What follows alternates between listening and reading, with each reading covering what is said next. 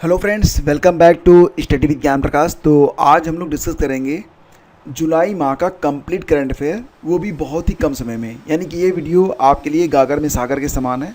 यहाँ पर जितने भी प्रश्न आपके सामने रखे जा रहे हैं सभी जुलाई माह से लिए गए हैं और बहुत ही महत्वपूर्ण हैं। तो आने वाले 2 से 4 महीने के बाद या फिर अगले 6 मंथ के बाद भी अगर कोई परीक्षा होनी है तो ये प्रश्न आपके लिए बहुत ही प्रासंगिक रहेंगे। तो चलिए शुरू करते हैं। पहला क्वेश्चन है, हाल ही में आईसीसी टी20 मेंस वर्ल्ड कप 2024 किसने जीता है? तो फ्रेंड्स ये प्रश्न बड़ा इंपॉर्टेंट है। आईसीसी टी20 मेंस वर्ल्ड कप 2024 का विजेता बना है भारत। भारत ने हराया किसको था? आपको याद होगा, भारत ने साउथ अफ्रीका को हराया था। ये तस्वीर आपको याद होगी। तो आईसीसी टी20 मेंस वर्ल्ड कप के बारे में जितने भी फैक्ट हैं उनको आइए एक बार देख लेते हैं। जैसे कि आईसीसी टी20 मेंस वर्ल्ड कप का यह 9वां संस्करण था। एग्ज़ाम के लिए इम्पॉर्टेंट है। साउथ अफ्रीका, अमेरिकी टीम और श्रीलंका की टीम का स्पॉन्सर बना था अमूल, जो कि भारत का एक बहुत ही मशहूर ब्रांड है। आयरलैंड और स्कॉटलैंड की क्रिकेट टीम का स्पॉन्सर बना था नंदिनी। ये भी एक दुग्ध ब्रांड है जो कि कर्नाटका से संबंधित है। अच्छा देखो, ये जो आईसीसी टी20 मेंस वर्ल्ड कप हुआ 2024 में, इसका आयोजन हुआ था वेस्ट इंडीज़ और अमेरिका में 1 जून से लेकर 29 जून 2024 तक। भारत ने फाइनल में किसको हराया था? साउथ अफ्रीका को। यानी कि विजेता बना भारत और उप विजेता रहा था साउथ अफ्रीका। आईसीसी टी20 मेंस वर्ल्ड कप की शुरुआत होती है 2007 में। यानी कि पहली बार आईसीसी टी20 मेंस वर्ल्ड कप खेला गया था 2007 में। भारत अब तक 2 बार यानी कि 7 बार, ये 9वां संस्करण था ना, 9 में से 7 बार कोई और जीता है, लेकिन 2 बार भारत यह कप जीत चुका है। पहली बार 2007 में और अब 2024 में भारत आईसीसी टी20 मेंस वर्ल्ड कप का विजेता बना है। इस बार 3 देशों ने पहली बार आईसीसी टी20 मेंस वर्ल्ड कप में पार्टिसिपेट किया है। इनके नाम है कनाडा, युगांडा और अमेरिका ने। पहली बार इस वर्ल्ड कप में 20 टीमों ने हिस्सा लिया है। तो ये भी इंपॉर्टेंट है। एग्ज़ाम में कई बार ऐसे प्रश्न पूछे जाते हैं कि कितनी टीमों ने हिस्सा लिया है, तो 20 टीमों ने। और 2007 का जो पहला आईसीसी टी20 मेंस वर्ल्ड कप हुआ था वो कहाँ पर हुआ था? तो दक्षिण अफ्रीका में हुआ था। जो जीता तो था भारत ने, लेकिन हराया था किसको? पाकिस्तान को। यानी कि आईसीसी टी20 मेंस वर्ल्ड कप 2007 का उप विजेता बना था पाकिस्तान, विजेता रहा था भारत। और अब 2024 का टी20 वर्ल्ड कप वेस्ट इंडीज़ और अमेरिका में हुआ, जिसमें भारत ने किसको हराया है? दक्षिण अफ्रीका को। ब्रांड एम्बेसडर 4 खिलाड़ियों को बनाया गया था। इनमें नाम है युवराज सिंह के, क्रिस गेल, हुसैन बोल्ट और शाहिद अफरीदी के। ऑफिशियल एंथम था आउट ऑफ दिस वर्ल्ड। 20 अंपायरों में 2 भारतीय अंपायर थे। कौन कौन थे? एक तो नितिन मेनन बनाए गए थे और एक बनाए गए थे जय रमन मदन गोपाल। 6 रेफरी चुने गए, जिनमें से एक भारतीय थे जिनका नाम है Javagal Srinath. Player of the series चुना गया था जसप्रीत बुमराह को। प्लेयर ऑफ द मैच चुना गया था विराट कोहली को। Player of the match final में चुना गया था विराट कोहली को। और भारतीय क्रिकेट टीम के कोच कौन है? तो राहुल द्रविड़ हैं। प्राइज मनी रही है $2.45 मिलियन, यानी कि 20.42 करोड़ रुपए। साउथ अफ्रीका को लगभग 10.20 मतलब लगभग आधा इनाम मिला है। विजेता को मिला है 20 करोड़, तो उप विजेता साउथ अफ्रीका को मिला है लगभग 10 करोड़। और इस मैच के बाद विराट कोहली ने टी20 इंटरनेशनल मैचों से रिटायरमेंट ले लिया है। इस वर्ल्ड कप में सबसे ज़्यादा रन बनाए हैं रहमान उल्लाह गुरबाज ने, जो कि अफ़गानिस्तान के खिलाड़ी हैं। इन्होंने 8 मैचों में कुल 281 रन बनाए। दूसरे नंबर पर रोहित शर्मा हैं, जिन्होंने 8 मैचों में 257 रन बनाए हैं। सबसे ज़्यादा विकेट लेने वाले खिलाड़ी बने हैं फजल फारूकी। क्या नाम है? फजल हक फारूकी। तो इन्होंने 8 मैच में 17 विकेट लिए हैं। तो फ्रेंड्स, ये आपका पूरा कंप्लीट रिवीजन हो गया यहाँ पर। किसके बारे में? आईसीसी टी20 मेंस वर्ल्ड कप के बारे में। सब कुछ यहाँ पर हमने एक बार में देख लिया। चलिए शुरू करते हैं। अब अगला क्वेश्चन जो कि बहुत ही इंपॉर्टेंट है। देखिए, 2026 का जो आईसीसी टी20 मेंस वर्ल्ड कप होगा ये कहाँ पर होगा? ऐसे प्रश्न भी एग्जाम में आते हैं।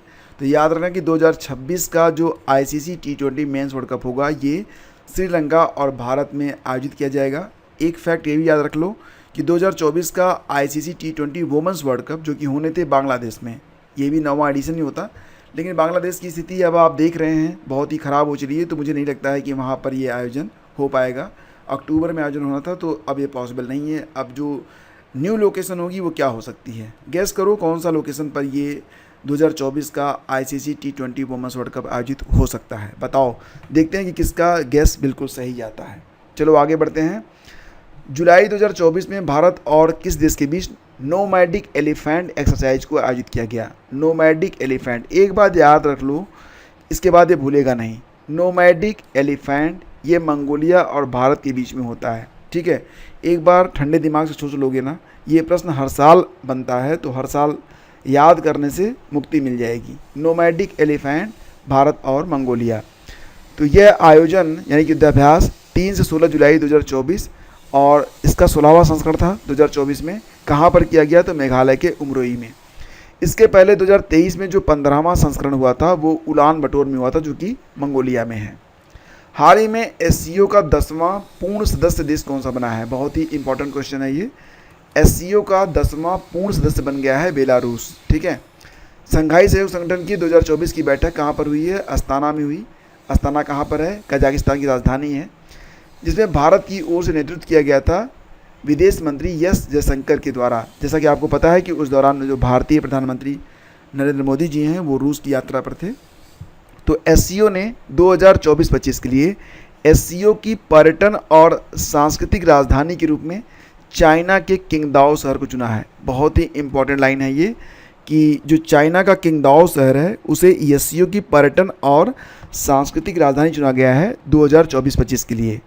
और SCO की जो अगली यानी कि 25वीं बैठक होगी वो कहाँ पर होगी?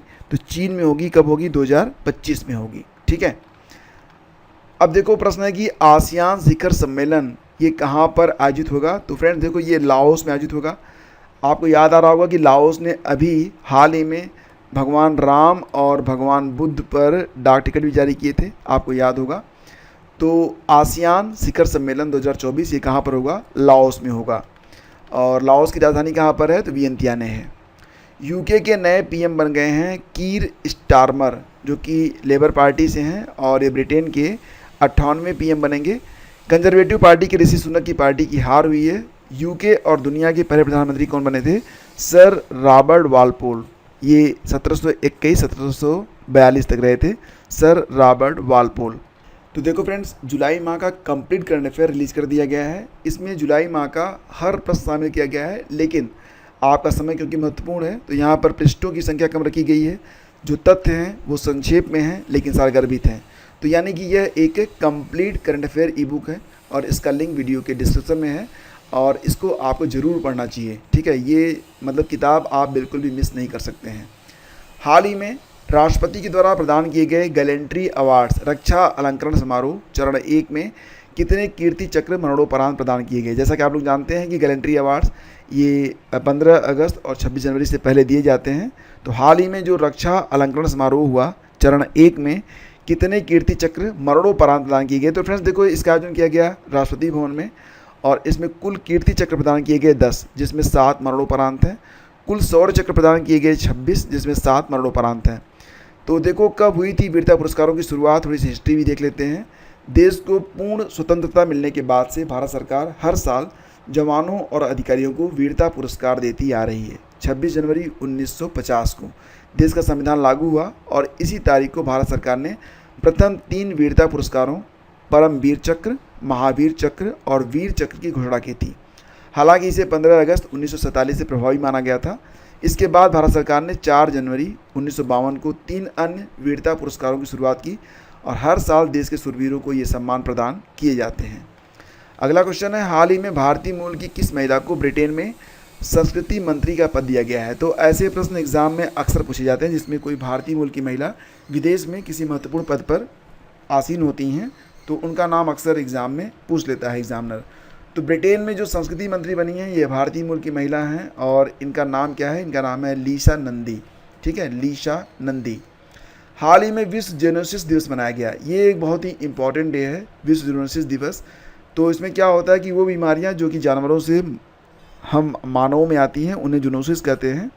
ये प्रतिवर्ष होता है 6 जुलाई को, याद रखना। हाल ही में विश्व की सबसे पुरानी ज्ञात गुफा पेंटिंग खोजी गई है इंडोनेशिया में और ये जो पेंटिंग है ये एक सूअर की पेंटिंग है जो कि 51,200 साल पुरानी है। सोचो, 51,200 साल पुरानी पेंटिंग है। तो अगर हम देखें तो ये इतिहास की एक ऐसी छवि है जो कि आपको पूरा का पूरा इतिहास जो है दिखा सकती है। दुनिया के सबसे पुराने 140 करोड़ साल पुराने, अब देखो दुनिया का सबसे पुराना है, कितना पुराना है, 140 करोड़ साल पुराना एक जीवाश्म है। ये कहाँ पर पाया गया है? तो फ्रेंड्स ये पाया गया है उत्तर प्रदेश में। तो उत्तर प्रदेश में ये जीवाश्म पाए गए हैं। सोनभद्र से 15 किलोमीटर दूर सलखन में करीब 25 हेक्टेयर में मौजूद फॉसिल्स की उम्र 140 करोड़ साल से भी पुरानी बताई गई है। वर्ष 2002 में इसे अमूल्य धरोहर घोषित किया गया था और अमेरिका के येलो स्टोन पार्क में ऐसे ही फॉसिल से सलकन फॉसिल करीब 40 करोड़ साल पुराना है। तो अगर ये फॉसिल्स विदेश में होते तो वो लोग तो भैया कमा कमा के अमीर हो जाते, लेकिन भारत में फ़िलहाल अभी ये उपेक्षित सा पड़ा हुआ है। 1933 में ही इसकी खोज कर ली गई थी जियोलॉजिकल सर्वे ऑफ इंडिया के द्वारा, लेकिन अभी भी यहाँ पर आप आराम से जा सकते हैं और कोई रोज़गार के प्रति या फिर इसको जैसे म्यूज़ियम की तरह विकसित नहीं किया गया है। हाल ही में आई WHO वर्ल्ड हेल्थ ऑर्गेनाइजेशन की रिपोर्ट के अनुसार दुनिया का सबसे प्रदूषित देश माना गया है बांग्लादेश। भारत भी पीछे नहीं है, भारत तीसरे स्थान पर है, लेकिन हमारा पड़ोसी पाकिस्तान छोटा होते हुए भी दूसरे स्थान पर है। हाल ही में किसे डॉक्टर सी नारायण रेड्डी साहित्य पुरस्कार मिला है? तो शिवशंकरी को, शिवशंकरी जिनको 2022 में सरस्वती सम्मान भी दिया गया था। तो देखो फ्रेंड्स, अभी हाल ही में स्पाइस अवार्ड मिला था स्वप्ना कलिंगल को, पहला के सरस्वती अम्मा पुरस्कार दिया गया था पी गीता को, और पेन पेंटर पुरस्कार मिला अरुंधति राय को। तो ये वाला बिल्कुल याद रखना, एग्जाम के लिए इंपॉर्टेंट है। टाटा पावर ने किस राज्य में घर घर सोलर पहल को स्टार्ट किया है? तो उत्तर प्रदेश में। उत्तर प्रदेश में इसकी शुरुआत कहाँ से होगी? एग्जाम के लिए इंपॉर्टेंट है, तो वाराणसी से। हाल ही में किस देश ने 16 कीटों के मानव उपभोग को मंजूरी दी है? यानी कि ये जो 16 कीट हैं इनको इंसान खा सकता है, तो ये मंजूरी मिली है सिंगापुर में। और राष्ट्रपति द्रौपदी मुर्मू ने किस राज्य में उदयगिरी गुफाओं का दौरा किया है? देखो उदयगिरी की गुफाएँ आपको MP में भी मिलेंगी और उड़ीसा में भी मिलेंगी, ठीक है। तो ये जो हमारी राष्ट्रपति जी हैं ये गई कहाँ पर थी? ये उदयगिरी गुफाएं ओडिशा में गई थी। और ओडिशा दिवस होता है प्रतिवर्ष 1 अप्रैल को। देखो ओडिशा में एक काई चटनी है जो कि चींटियों से बनती है, एक गुप्तेश्वर वन है, ये दोनों काफ़ी मशहूर हैं। उदयगिरी की गुफा के बारे में जान लेते हैं। तो इन गुफाओं में भारत के कुछ प्राचीनतम हिंदू मंदिर और चित्र सुरक्षित हैं। इन गुफाओं में स्थित शिलालेखों के आधार पर यह स्पष्ट है कि ये गुफाएँ गुप्त नरेशों द्वारा निर्मित कराई गई थी। उदयगिरी की यह गुफाएं भारत के सबसे महत्वपूर्ण पुरातात्विक स्थल हैं और भारतीय पुरातात्विक सर्वेक्षण द्वारा संरक्षित स्मारक। FATF financial action task force की अध्यक्षता संभाली गई है दे एंड्रा माद्राजो के द्वारा, जो कि कहाँ के हैं? ये मैक्सिको के हैं, दे एंड्रा माद्राजो, ठीक है, नाम याद रखना। और FATF इसका जो मुख्यालय कहाँ पर है? तो पेरिस में है। हाल ही में प्रधानमंत्री मोदी को किस देश ने अपने सर्वोच्च नागरिक सम्मान, नाम है order of Saint Andrew the Apostle से नवाजा है? तो प्रधानमंत्री मोदी को order of Saint Andrew the Apostle से नवाजा गया है रूस के द्वारा। ये तस्वीर आप देखिए, आपको याद रहेगा। और पुरस्कार किसने प्रदान किया? तो राष्ट्रपति व्लादिमीर पुतिन ने। हाल ही में SCL टेक की अध्यक्ष रोशनी नाडर को किस देश का सर्वोच्च नागरिक सम्मान मिला है? तो फ्रांस का। सम्मान का नाम क्या है? सेवेलियर डे ला लीजन डी होनूर। और इस सम्मान की शुरुआत नेपोलियन बोनापार्ट ने 1802 में किया था। फिलहाल फ्रांस के जो प्रेसिडेंट हैं उनका नाम क्या है? Emmanuel Macron. हाल ही में किसे राष्ट्रीय क्षय रोग उन्मूलन कार्यक्रम के लिए प्रमुख सलाहकार नियुक्त किया गया है? राष्ट्रीय क्षय रोग उन्मूलन कार्यक्रम। आपके लिए एक होमवर्क होगा, आपको ये बताना है कि भारत में TB उन्मूलन का लक्ष्य कब तक रखा गया है। और फिलहाल ये जो TB उन्मूलन कार्यक्रम भारत में चल रहा है उसके लिए जो प्रमुख सलाहकार बनाई गई हैं डॉक्टर सौम्या स्वामीनाथन जी बनाई गई हैं, डॉक्टर सौम्या स्वामीनाथन। बहुराष्ट्रीय सैन्य अभ्यास जिसका नाम है पिच ब्लैक 2024 का आयोजन कहाँ पर किया जा रहा है? तो ऑस्ट्रेलिया में 12 जुलाई से 2 अगस्त तक इसका आयोजन किया गया। Pitch black royal Australian air force RAAF द्वारा आयोजित 2 वार्षिक, यानी कि दो साल में इसे एक बार आयोजित किया जाता है, तो द्विवार्षिक सैन्य अभ्यास है, ठीक है। नाम क्या है? Pitch black. आयोजन ऑस्ट्रेलिया करता है। हाल ही में स्थानीय समुदाय की मदद से जैव विविधता दर्ज कराने वाला पहला राज्य बन गया है केरल। तो ये इंपॉर्टेंट क्वेश्चन है। राजधानी होती है केरल की तिरुवनंतपुरम। और अभी हाल ही में यूनेस्को ने साहित्यिक शहर घोषित किया है कोझिकोड को, जो कि केरल में है, ठीक है। अगला क्वेश्चन होगा, हाल ही में विंबलडन 2024 पुरुष एकल का खिताब किसने जीता है? तो फ्रेंड्स विंबलडन के बारे में बात हो रही है। पुरुष एकल का खिताब जीता है कार्लोस अल्काराज ने। और देखो यहाँ पर बात करेंगे कार्लोस अल्काराज कहाँ के खिलाड़ी हैं, तो ये स्पेन के हैं। रनर अप रहे हैं नोवाक जोकोविच जो कि सर्बिया के हैं। महिला एकल का खिताब जीता है बारबरा क्रेजिस्कोवा ने, जो कहाँ की हैं, ये चेक गणराज्य की हैं। रनर अप रही हैं जास्मिन पाओलिनी, ये कहाँ की हैं, ये इटली की हैं। तो ये हैं बारबरा क्रेजिकोवा जो कि महिला एकल की विजेता बनी हैं। आयोजन किया गया लंदन के all England lawn tennis and cricket club में। देखो साल में 4 मेजर्स यानी ग्रैंड स्लैम होते हैं, Australian open, French open, Wimbledon और यूएस ओपन। तो एक बचा हुआ है यूएस ओपन, बाकी 3 तो यहाँ पर हो चुके हैं। इसमें बात करते हैं ऑस्ट्रेलियन ओपन के बारे में। तो ऑस्ट्रेलियन ओपन के जो पुरुष एकल के विजेता बने थे वो यानिक सिनर बने थे, इटली से हैं।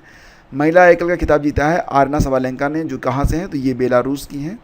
फ्रेंच ओपन में पुरुष एकल का खिताब जीता है कार्लोस अल्काराज स्पेन, और महिला एकल खिताब जीता है ईगा स्विटेक ने। ईगा स्विटेक कहाँ की हैं, ये पोलैंड की हैं। और यूएस ओपन अभी बाकी है। हाल ही में जारी नीति आयोग के एसडीजी इंडिया इंडेक्स 2023-24 में टॉप पर रहा है केरल। तो देखो केरल और उत्तराखंड दोनों ही टॉप पर हैं, तो विकल्प आप देख लीजिएगा कि आप क्या उत्तर देंगे। तो फ्रेंड्स ये आज के कुछ बहुत ही इंपॉर्टेंट क्वेश्चन है, इसका पार्ट 2 भी आएगा, क्योंकि मेरा प्रयास है कि सेशन को थोड़ा छोटा रखा जाए, एग्ज़ाम के टाइम आपको एक मेगा वीडियो दे दिया जाएगा, ठीक है। तो देखो मंथली करंट अफेयर आप लोग ज़रूर पढ़ते रहो। इसके लिए अगर आप कोई मैगज़ीन पढ़ते हो अच्छी बात है, आपके अपने नोट्स हैं और अच्छी बात है, लेकिन अगर नहीं है तो आप इस नोट्स का इस्तेमाल कर सकते हैं। ये आपके लिए एक अपरिहार्य बुक है। इसको पढ़ने के बाद आपका जो कॉन्फिडेंस होगा ना, वो डेफिनेटली 0 से 10 तक पहुँच जाएगा। तो इसका लिंक वीडियो के डिस्क्रिप्शन में है। बाकी की जो करंट हैं उनको अगले वीडियो में हम करेंगे discuss. Thank you, please do like and share.